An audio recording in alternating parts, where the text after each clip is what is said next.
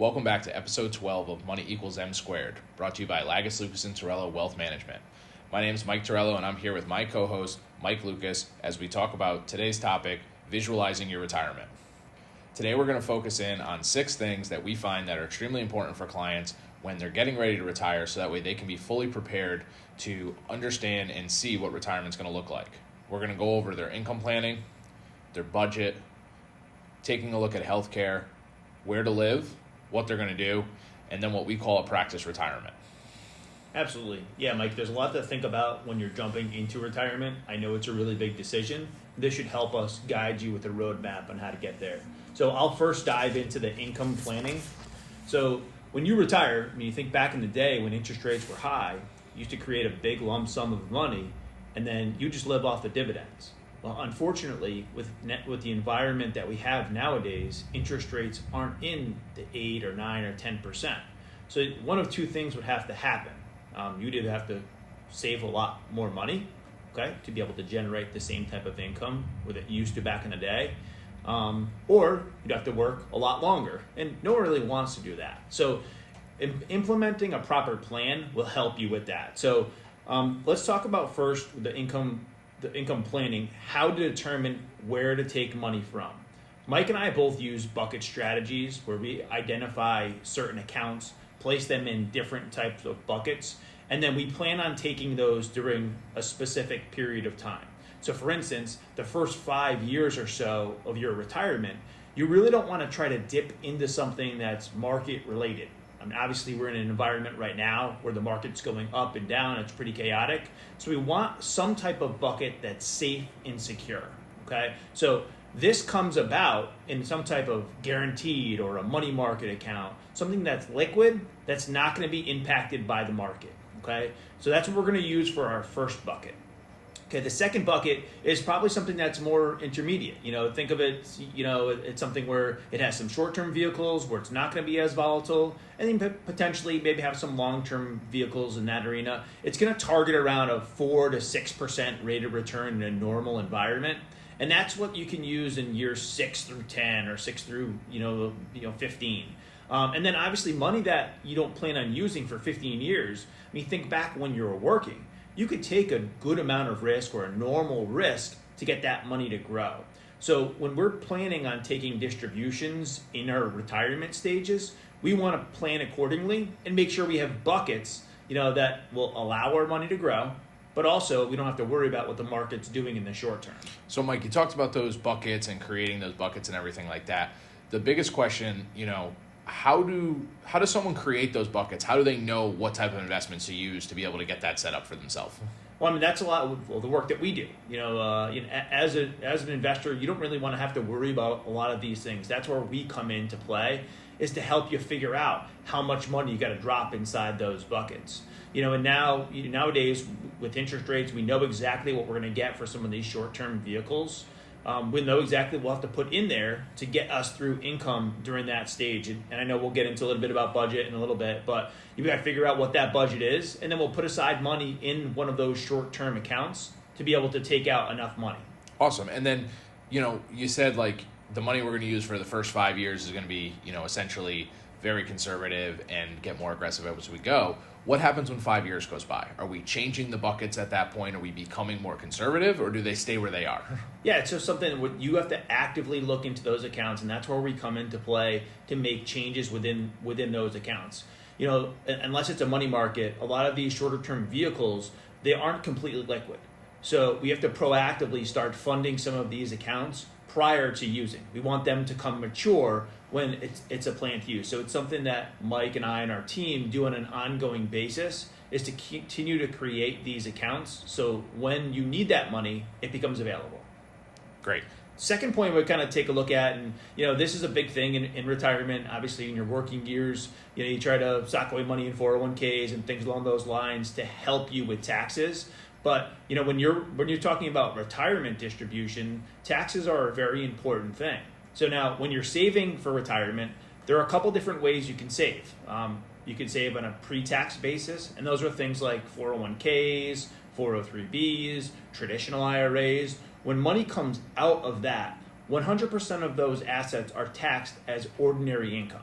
Okay, but there are other vehicles too, like after-tax accounts, like Roth IRAs or non-qualified annuities that potentially you might be able to take some of that money out on a tax-free basis. So it's important to plan so you're not getting hit really hard in one of those years. Maybe potentially taking some money from a Roth IRA to help with some of those tax consequences down the line. Great. So I mean, the important thing there is really just taking a look at the taxes and really planning out, as opposed to just randomly grabbing accounts and then getting hit with a big tax bill. Yeah, I mean, we've always preached diversification with investing overall. You know, what you want some international, some small cap, you know, some bonds inside your portfolio. But it's really important too to diversify where your income's coming from, taxable and non-taxable accounts in your retirement distribution phase. Great. So the last point with the income planning, and this is something that, you know, you hear a lot of old timers say, man, I got to take money out of my retirement accounts every year. But we have something that's called a required minimum distribution. It's also known as an RMD. And you're required to take out a portion of your non-Roth accounts every single year for income.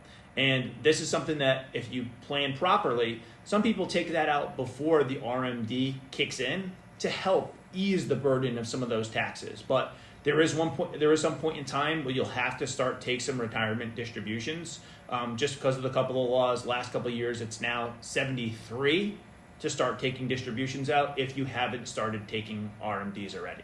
So basically, anyone that has those traditional retirement accounts, when they turn age 73, they have to start taking a portion of their account. So that's something that we can help people factor into their income plan and figuring out how much money they're going to have in retirement, because this money they have to take out anyways. Yep. Uncle Sam wants their check, so they want to make sure that you're taking the money out, so then a portion of that obviously goes to them. Perfect. So moving on to our next topic, really talking about budgeting in retirement. So the biggest thing when we're talking about budgeting in retirement, the first thing is creating that retirement budget. So when we say creating the retirement budget, what we're focusing in on is finding out how much money you want to live on and what that's going to accomplish. So the first thing that I tell people is, as we're getting ready for retirement, we're 4 or 5 years out, we want to take a look at how much money are we actually spending in a given month. So that's not just your bills. It's literally how much money that you're spending. An exercise that I encourage people to do is go for a month or two of only using their debit cards or credit cards. Don't use any cash, so that way everything's tracked. We can take a look at the entire amount of money that they're spending in a given month, and that way we can begin to project that out over their lifetime and see how much money they need to live on. When you're working, you have certain expenses that are simply associated with the fact that you're working. So you don't want to just look at your income. Things like saving for your retirement, your dues at work and stuff like that, those are going to go away when you stop working. So it's important to look at how much money is actually leaving your household and how much you're spending and what you're going to want to spend that on. Yeah, I mean, nowadays, credit cards, you talked about it before, if you just use credit cards, it literally has an itemized of food, electricity, different type of expenses. So it's easier to track if you're using one method. Absolutely. And, that's one of the things, you're just able to pull it yourself and take a look and say, were some of these things one-offs and look at it, or is this just my regular monthly expenses and this is what I have to plan for? The next thing, like I said, what should we include in that budget? The biggest thing is you should really include everything in that budget. Everything should be included, from what you need to spend, so whether that be your mortgage or your taxes on your house, all the way down to what type of entertainment and things you want to enjoy. Everyone talks about retirement being the fun years and the time where they're really going to enjoy life. We need to factor that money into your budget so that way you have the money to be able to do things that can get expensive. Yeah, and Mike, you brought up a good point, a mortgage in a budget. Some people like to make sure their house is paid off. We're not a big proponent of paying the house off or not paying the house off, but build it into the budget. And I think you brought up a good point there. Maybe just always kind of have a little bit extra because of inflation, because of the world that we live on. I think it's important to have a little extra just in case. And you brought up extra, and that was going to be my last point, is really factoring in, a slush fund there. Because the biggest thing is, now that you're retired, there's no more money that you're going to earn. You're not working anymore. You don't have any more paychecks coming in. So we need to factor in some extra, like you said, for inflation, for expenses that we don't know. If something happens to the roof or something happens to the car, you need to have money there that you're not relying on to pay your bills, because that could derail the plan in the first year. Absolutely. And I think, when we throw together our plan, budget's obviously an important factor to it, but it's not like all the assets that we have rely on that budget. We make sure there's a lot of wiggle room in there for things like roof to leak, car to break down. There are, aspects of that plan where we can get lump sums of money out, so it really isn't, destroying that portfolio with a major event like that. Yeah, for sure. All right, so I think the next topic I'll cover is where to live. And this is a really tough one for us to do. I mean, obviously we have goals. We have, we have things that we really like to do. We don't like to, put our goals on other people, but it's important for people and family to sit down and think about how they envision themselves in retirement. And I tell a lot of people, you have to think about where you want to be long term. And if it's traveling and doing a lot of things, you need to save a lot more money. But a lot of people are comfortable just, relaxing at a local beach, or, if they've got a cottage, relaxing at the cottage, and if that's paid up beforehand, it really impacts the plan. So I encourage a lot of people to really envision how they see themselves in retirement, early on in retirement, and as you get later and later in retirement, to nail that down even a little bit more. Yeah, and you brought it up, like what is the vision? Where are you going to be? Like, I can't tell a client, hey, you should live here. But I need them to tell us, because that's going to make a huge difference in the plan, right?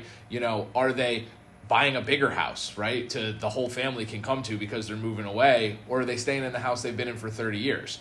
That makes a huge difference for us when it comes time for planning, and it really is something we just need to know, but you have to take the time to visualize it yourself. Yeah, I mean, generally speaking, what people do when they retire is they downsize. They don't want to clean as much. They don't want to have as much upkeep. They might even potentially move into a condo, so they don't have to worry about doing landscaping or outdoor work. But either way, it's really important to have a goal and have a vision, so we can help you with that. And if you downsize, I mean, obviously, if you're downsizing, getting something smaller, if it's locally in the area, the nice part about that is more than likely you'll profit. And then we can go ahead and use that profit to put in other areas, whether it's to provide extra income, whether it's to go on, more vacations, per year. So these are things that it's important to think about and put into that plan. A lot of people, when they're retired, they have more time. They may potentially want to buy a second residence. I know Florida's become more and more popular. It's more and more expensive to go down there. It's not like it was back in the day where you can swoop up a condo and it's ultra cheap. It's getting a little bit more expensive. So if that's a plan, it's really important for us to know that, so we can help you put aside money to get to those those goals. Right. Yeah. It's something we don't like to be sprung on those ideas after you've already retired and we've put the plan in place, because now it's an entirely new plan. That's why, we said this is, this episode's visualizing retirement. It's really taking the time out. And this is stuff that we want to do 4, 5, 6 years before you've actually retired.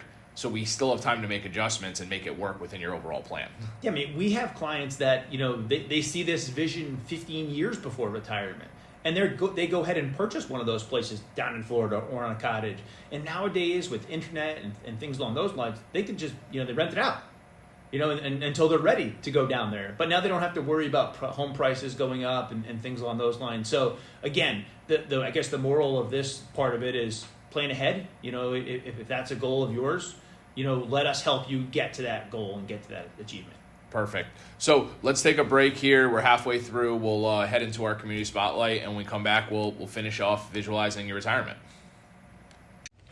Welcome to this week's community spotlight, the segment of our show where we focus in on the small businesses located in our community. This week, we're focusing in on Precision Plumbing Solutions, located in Durham, Connecticut. They can be reached by phone at 860-754-6955. Brian Reed started his plumbing business in 2013 after the birth of his first daughter.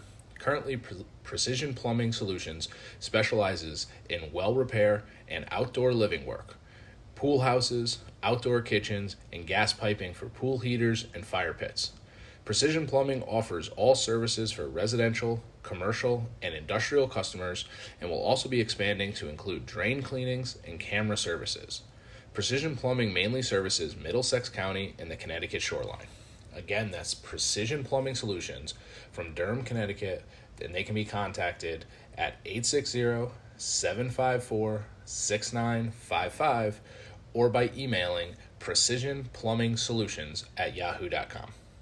All right, welcome back to Money Equals M Squared. Today's episode 12, we're talking about visualizing retirement. So, Mike, before the break, we were talking about, creating a budget, planning out some income planning, and where you would potentially live in retirement.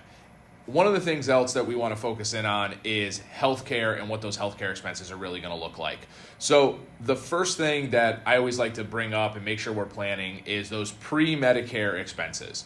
We do a lot of work with school teachers. A lot of school teachers try to retire in their early 60s before they've reached 65.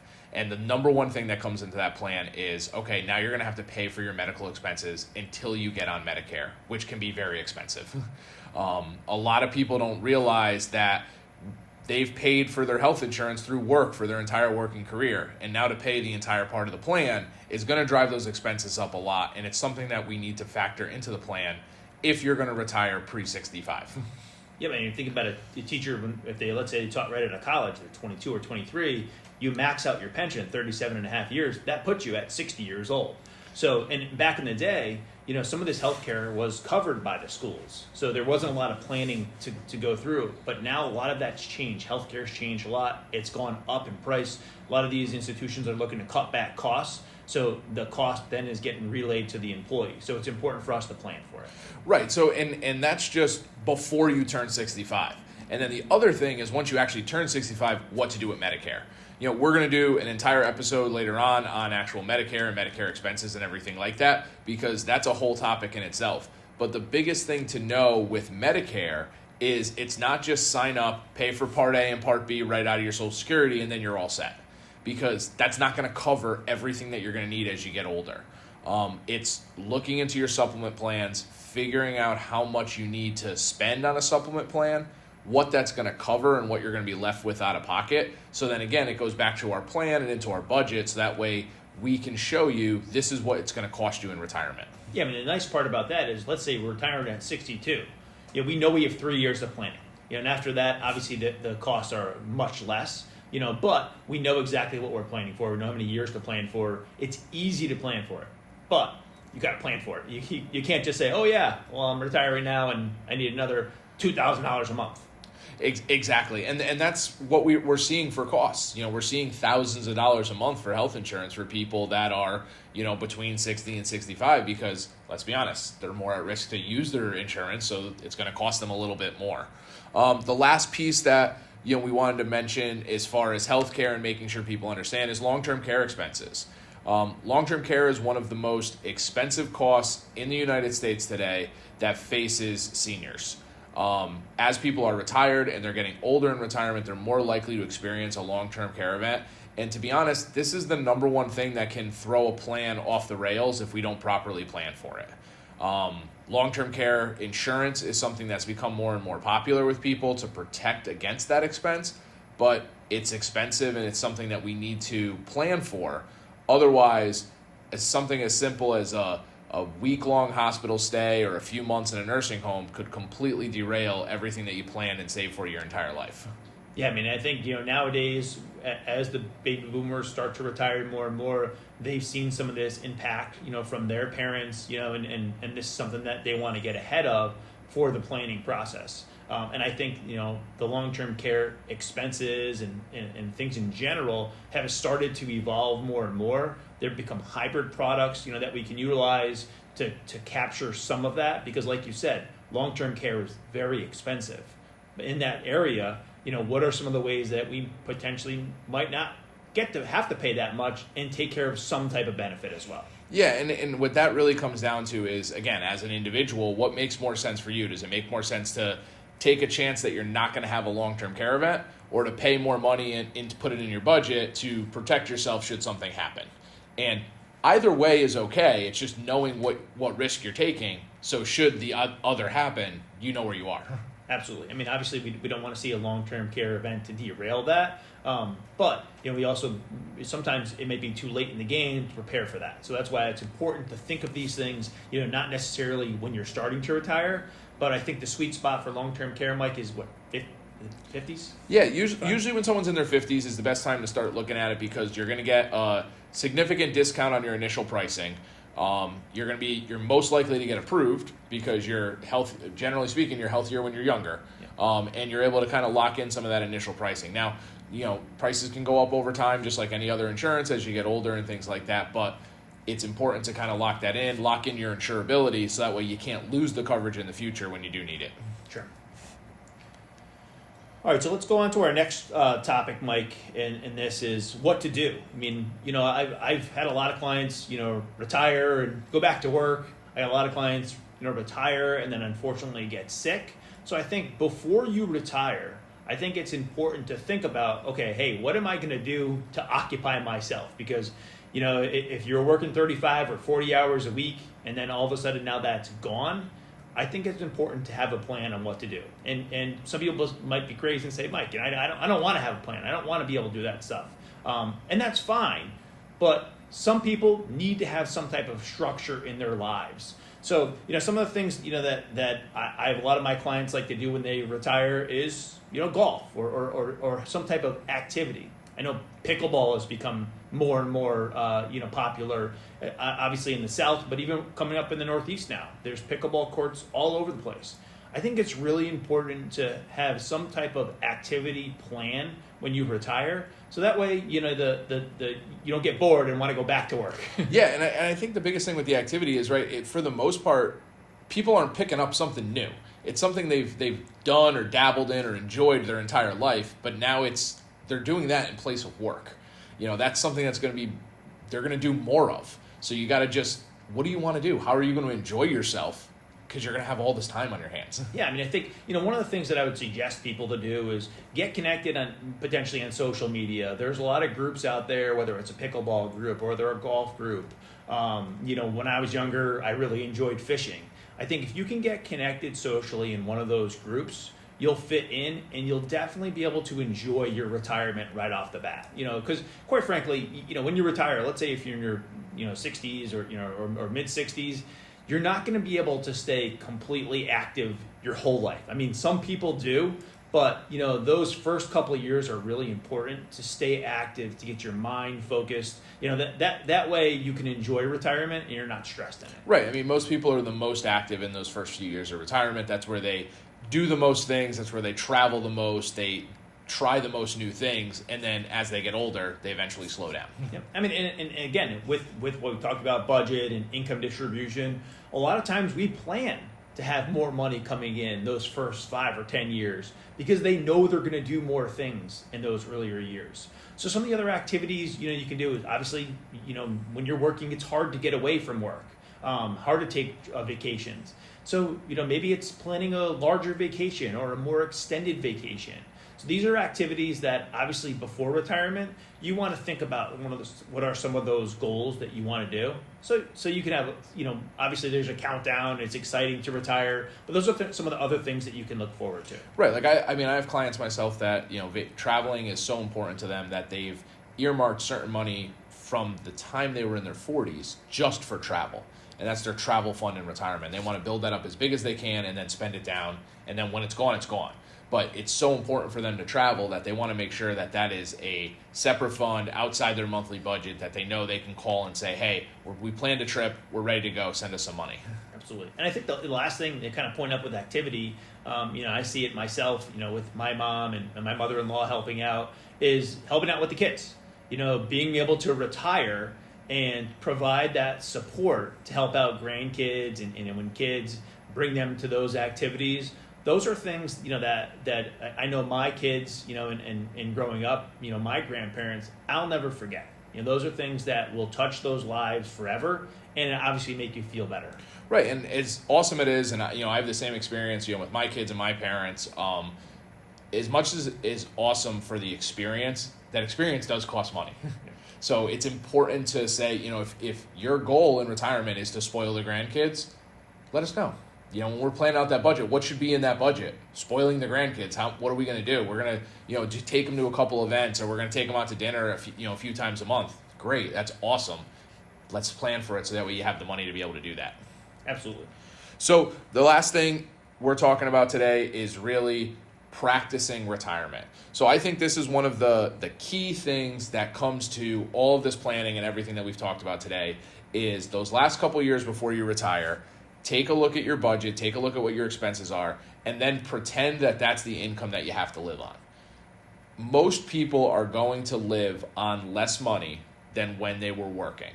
So I think one of the keys is in those last couple years, take a 4, 5, 6 month period where you try to live on that income. Do we live on enough? Are we living on not enough? Or are we living on too much money and we're actually putting money aside? And that way we're able to adjust the plan a few times before it's time to actually call it quits and stop working while we still have time to make a change. Yeah, I think, you talked about the budget and adjusting, but, I think even in general, take some time off. Okay, is this really what you want to do? Knowing you're not going to go back to work, because most of the time once you retire and leave, it's really hard to kind of get back. Obviously a company's going to fill that position, so make sure it's, that's really what you want to do before you go ahead and do it. Right. A lot of people nowadays they're phasing in their retirement. They're going down from, say, 5 days a week to 3 days before they eventually stop. And that's helpful to, like you said before, you don't get bored, right? You're starting to get used to, okay, I'm home all day. And what do I do? Yeah, I did tell you a funny story. I had a client retire. They're like, yeah, I can't wait to retire, go home, relax all day. And the spouse said, if you're going to be home all day, I'm working. I'm going to have a list of chores for you to do. And they said, you know what? Never mind. I'll just phase out and go back to work a little bit. Yeah, exactly. It's a completely different lifestyle than when you're just going to work every single day. And you really got to figure out what you want to do. Yep. So I think that wraps up everything we wanted to talk about today. It wraps up episode 12. Make sure you check us out online at lltwm.com or on Instagram at teamllt. Thanks. The views and opinions expressed in this episode are not necessarily the views and opinions of Cetera Investment Services. Any recommendations mentioned in this episode are meant for educational purposes only and should not be construed as advice or personal recommendations. Always consult your financial advisor, tax advisor, or attorney for details related to your specific risks, goals, and objectives. Investments have risk and can lose value. They are not FDIC insured. The situations presented are hypothetical to illustrate key topics and should not be construed as actual client situations or experiences. Lagus, Lucas & Torello Wealth Management operates under Cetera Investors and is responsible for the production of this show. All views and opinions are solely that of Lagus, Lucas & Torello Wealth Management. You should always obtain a prospectus when available prior to investing to know your risk, costs, and fees associated with the investment. The advice and strategies presented today are general in nature and should not be used in your planning until you consult with your attorney and CPA on your specific situation. A diversified portfolio does not assure a profit or protect against loss in a declining market. Asset allocation is an investment strategy that will not guarantee a profit or protect you from loss. Cetera Investors is a marketing name of Cetera Investment Services. Securities and insurance offered through Cetera Investment Services, LLC, member FINRA SIPC. Advisory services offered through Cetera Investment Advisors, LLC. Cetera is under separate ownership from any other named entity. 127 Washington Avenue, 2nd floor west, North Haven, Connecticut, 06473. Phone number 203-239-4545. Individuals affiliated with this broker-dealer firm are either investment advisor representatives who offer only investment advisory services and receive fees based on assets, or registered representatives who offer brokerage services and receive transaction-based compensation, or both an investment advisor representative or registered representative who can offer both types of services.